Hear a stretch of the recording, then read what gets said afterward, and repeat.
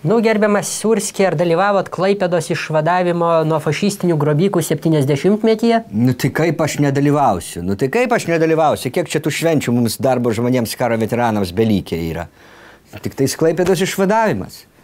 Ką čia daugiau, dar pergalės dieną, o kas daugiau, Kupiškio, tai išvadavimo nieks nešvenčia, Siesikų atgavimo irgi nieks, Kavarsko irgi nieks, tai kas čia belieka tada paprastam vatnikui.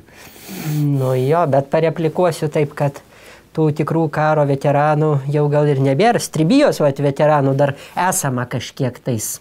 Mūsų giminiai karo veteranų tai sočiai. Senelis vadavo Kionigsbergą, tėvelis Budapeštą, dėdė vadavo Varšuvą, nors bendrai gal tėtis vadavo Varšuvas, dėdė Budapeštą. Nesugaudau. O pats aš tai iki pat Frankfurto prie Oderio su 16 divizija daėjau.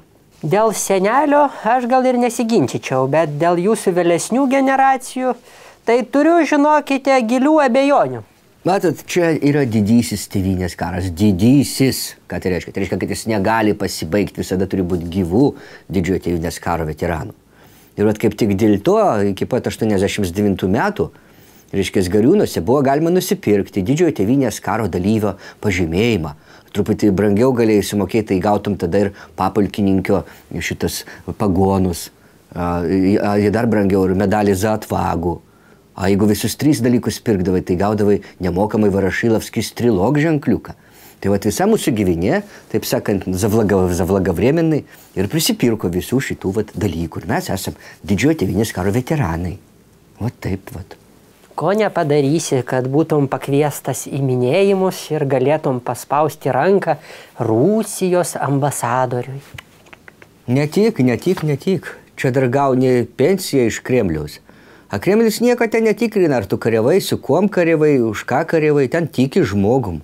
Ne tai kaip Lietuvoj.